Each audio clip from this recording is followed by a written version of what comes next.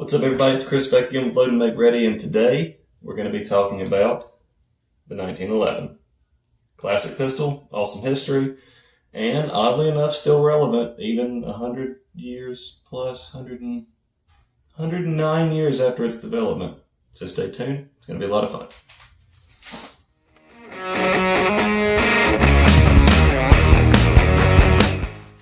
So, the classic 1911 design, developed by John Moses Browning back in 1911, as you could guess.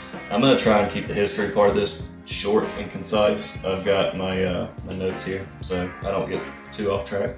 And, don't want to get too rambly. But John Moses Browning developed this handgun in 1911, as you can guess by the name. There were several designs leading up to this. Those didn't go quite as well as the 1911 did, but a lot of them did get used in military service as well as the 1911. And believe it or not, it's actually still in use by some military units today.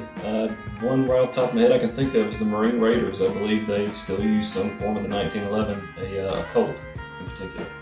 But the one I have here, my personal one, is a Springfield Armory. It's a 1911 A1. Just 1911 A1 GI, mil spec. Nothing fancy, nothing special, no bells and whistles, but you can get them with rails on the bottom and night sights and super tight hand-fitted slides and all that stuff, but we're not going to get into that today. We're just going to go over the basics of how a 1911 works, what it is, show you how to take one apart, and throw a few little clips into me shooting it, and how easy it can be to use, and what makes it awesome. So, here we go.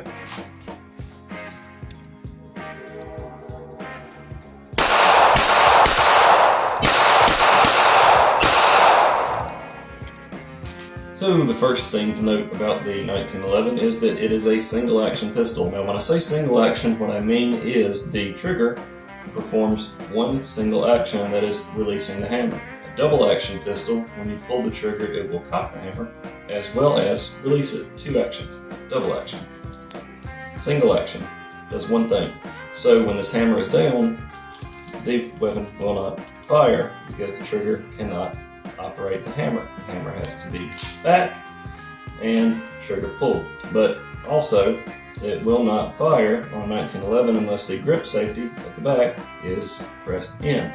So it's got two safeties. You have a slide safety on the side, manual safety, and a grip safety on the back. That has to be down, and the grip safety has to be pressed for the weapon to fire.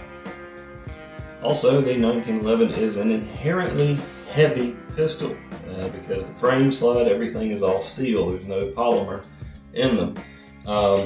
But that weight helps absorb recoil very nicely, making it a very pleasant gun to shoot. Especially when you have a classic standard 1911 with big old fat 45 ACP rounds. 45 ACP is the most common round you'll find in the 1911, although they do make them in several other calibers as well. A lot of competition shooters use modified 1911s, specifically 2011s, that shoot 38 Super, 9mm, and you can even find some in 22 if you want a good little practice 1911.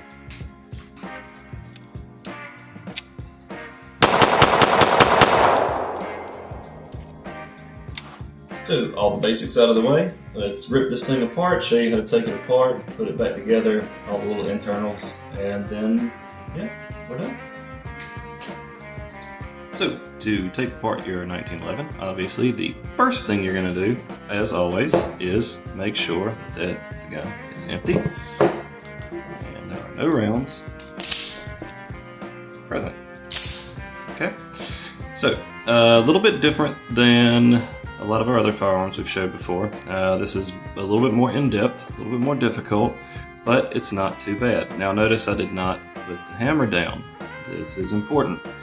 First thing you're gonna do is press in on the barrel bushing, or excuse me, the plunger. This is on a spring, and it presses in. The silver piece here around the end of your barrel is the bushing. So we will push the plunger in and then rotate or begin to rotate the barrel bushing.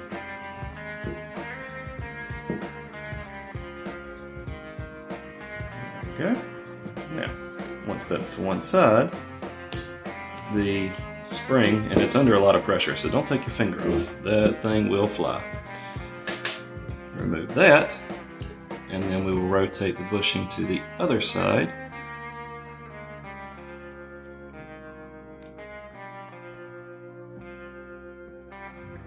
If it will cooperate with me. Of course, I'm trying to do this on camera. It doesn't want to cooperate. When would that? How much fun would that be? How much fun would it be if everything just worked the way it was supposed to? There we go. Now, once you have that rotated to the other side, it will lift up and out. Now, at this point, we will turn back to our other side. And remember how I said we're going to leave that hammer back? It's so that we can move this slide back nice and easy. This little notch in the slide right here has to line up with the top of your slide stop. You can see, once that's perfectly lined up, you can push on the pin on this side and then pull that takedown lever out. Once that's out, you can just push your slide right off the front of the frame. Then pull your, I don't even know what that's called exactly, I just call it the back of the plunger. And then your recoil spring, and the barrel pushes out the front. And there you go. Now you have finished the first step to your degree in gunsmithing and successfully taken apart a 1911. Putting it back together is the exact same process in reverse. We will slide the barrel back through. Make sure to lift this little piece up. Take your recoil spring, put it back in. Plunger piece goes inside the spring. And pay attention to this part. One side of this is cut, or it's made to fit the contour of the barrel. So that side obviously goes down against the barrel. If you don't do that part right, you're going to have a really tough time in getting the rest of this thing back together. It's a more tough time than I'm having on camera. Okay, so now we can take the rails on the frame, line them up with the slide, and wiggle everything back together.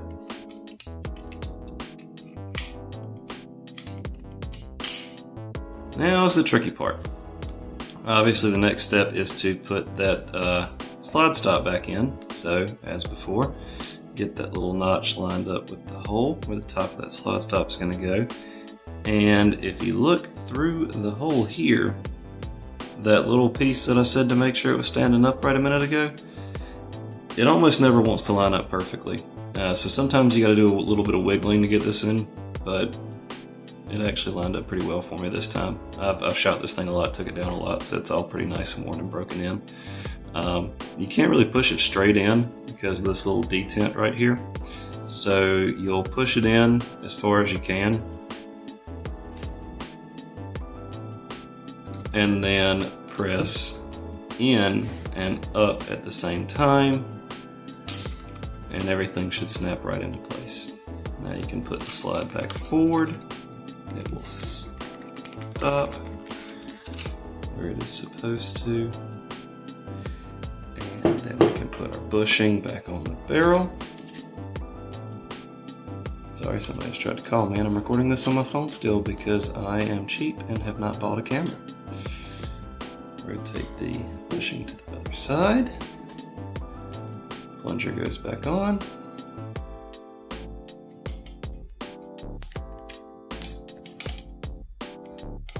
rotate the bushing back over to capture the plunger.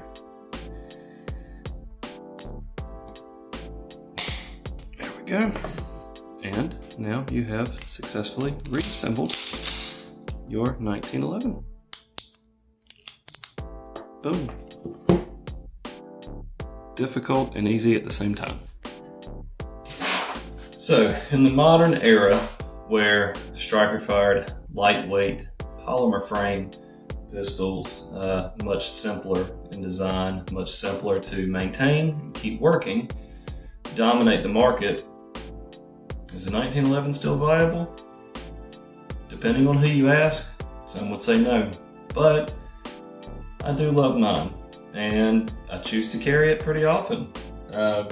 There's limitations on round count, magazine capacity, whatnot. Obviously weight's a big drawback, but if you can handle the weight and you don't mind the extra weight and you've got a good belt and a good holster, the 1911 does make a pretty decent carry gun for one big reason that a lot of people overlook.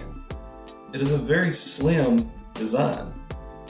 Being a single stack magazine, and it's very ergonomic. It fits very well in the hand. It's very comfortable. I think the 1911 still has some life in it. 109 years later, you really can't go wrong as long as you know how to maintain it, take care of it, and you know what you're buying. Don't want to daily carry a competition gun, but you also don't want to take a daily carry gun to a competition. Know what it is you're buying. Well, that about wraps up today's video. I hope you guys enjoyed it. As soon as I get some more ideas, hopefully get a new camera soon too. We'll see how that goes. Make some more videos. I'd love to do this more often. It's just a little tricky doing this with a full-time job. This is on the side. I do it just because I love it. If I could ever make a career out of it though, that would be pretty awesome. So, you guys stay tuned, support the channel please, just like, comment, subscribe, send me messages, any questions you have, ideas for future videos, I'm here for all of it. This has been Chris with Load and Make Ready. Y'all stay safe, practice often, and have a good weekend. Your grip is good. Easy.